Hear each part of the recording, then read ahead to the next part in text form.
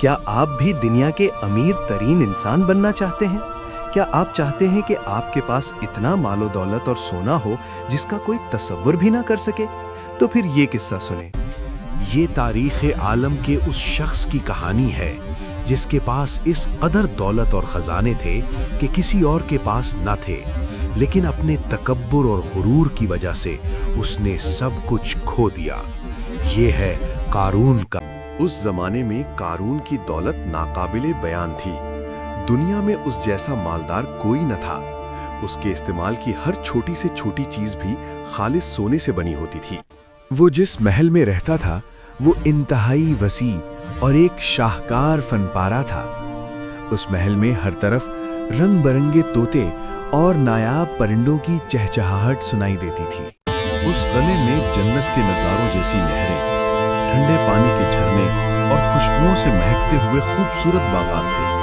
وہاں آرام کرنے کے لیے سونے کے جھولے اور انتہائی کشادہ کمرے تھے، جہاں ہیرے، جواہرات اور یاقوت کے ڈھیر آنکھوں کو خیرہ کر دیتے تھے۔ ان خزانوں کی حفاظت کے لیے ہر وقت 50 طاقتور سپاہی پہرا دیتے تھے۔ جہاں تک اس کے خزانوں کی چابیوں کا تعلق ہے، جہاں تک نظر جاتی تھی اونٹوں کی لمبی قطاریں ان وزنی چابیوں کو اٹھانے کے لیے استعمال ہوتی تھی۔ لیکن اس بے پناہ دولت نے قارون کو مغرور بنا دیا۔ وہ فخر سے کہتا تھا، یہ سب میں نے اپنی ذہانت اور محنت سے کمایا ہے۔ پوری دنیا میں مجھ جیسا۔ آخرکار وہ اپنے خالق اللہ کو بھول گیا اور خود کو ایک بڑی طاقت سمجھنے لگا۔ ایک بار حضرت موسیٰ علیہ السلام نے اس سے کہا، اے قارون، یہ دولت تمہاری ذہانت کا نتیجہ نہیں ہے، بلکہ یہ صرف اللہ کا دیا ہوا فضل ہے۔ اس پر قارون، یہ میری اپنی کمائی ہے، میری محنت کا پھل ہے، اس میں کسی کا کوئی احسان نہیں ہے۔ اللہ کے حکم کے مطابق حضرت موسیٰ علیہ السلام نے تمام لوگوں کو آگاہ کیا کہ ہر صاحب حیثیت امیر کو غریبوں کے لیے زکوٰۃ یہ سن کر قارون نے غلط سوچا کہ موسیٰ علیہ السلام کسی نہ کسی طرح اس کی دولت ہتھیانا چاہتے ہیں، اس لیے اس نے حضرت موسیٰ علیہ السلام کی توہین کرنے اور ان کی ساکھ کو نقصان پہنچانے کی سازش تیار کی۔ اس سازش کے تحت اس نے ایک عورت کو پیسے دیے اور اسے اکسایا کہ وہ لوگوں کے سامنے یہ جھوٹ بولے کہ موسیٰ علیہ السلام نے معاذ اللہ اس کے ساتھ غلط کام کیا ہے۔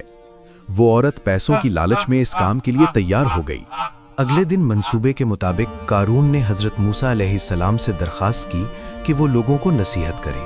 حضرت موسیٰ علیہ السلام نے قبول کیا اور اللہ کے احکامات اور گناہوں کی سزا کے بارے میں بیان کرنا شروع کیا۔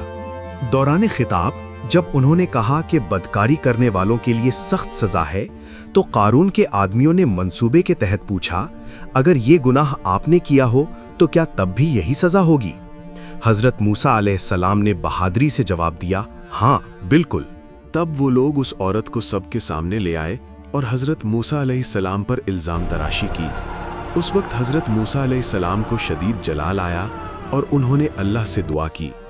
انہوں نے اس عورت کی آنکھوں میں دیکھ کر پوچھا، کیا میں نے کوئی گناہ کیا ہے؟ سچ بتاؤ۔ اللہ کی قدرت سے اس عورت کا دل بدل گیا اور اس نے سب کے سامنے اعتراف کر لیا، نہیں، آپ نے کوئی گناہ نہیں کیا، مجھے قارون نے ایسا کہنے کے لیے پیسے دیے تھے۔ اس پر حضرت موسیٰ علیہ السلام نے اللہ کا شکر ادا کیا۔ تب اللہ تعالیٰ نے وحی فرمائی، اے موسیٰ، میں نے اس زمین کو تمہارے تابع کر دیا ہے، یہ تمہارے حکم کے مطابق عمل کرے گی۔ فوراً حضرت موسیٰ علیہ السلام نے غصے میں زمین کو حکم دیا کہ قارون کو اس کے خزانوں سمیت نگل لے۔ زمین نے قارون کو قدموں سے اندر کھینچنا شروع کر دیا۔ قارون نے خوفزدہ ہو کر فریاد کی، اے موسیٰ، مجھے معاف کر دو۔ لیکن حضرت موسیٰ علیہ السلام نے رحم نہ کھایا اور زمین کو مزید اندر دھنسانے کا حکم دیا۔ آخرکار قارون اپنی تمام دولت، تکبر اور محل سمیت زمین میں غرق ہو گیا۔ اپنی ذہانت پر حد سے زیادہ بھروسے نے اسے اندھا کر دیا تھا۔ انجام کار وہ اللہ کے غضب کا شکار ہوا اور اپنے سونے اور غرور سمیت مٹی میں مل گیا۔ جس دولت کو دیکھ کر وہ اتراتا تھا، وہی دولت اس کی قبر بن گئی۔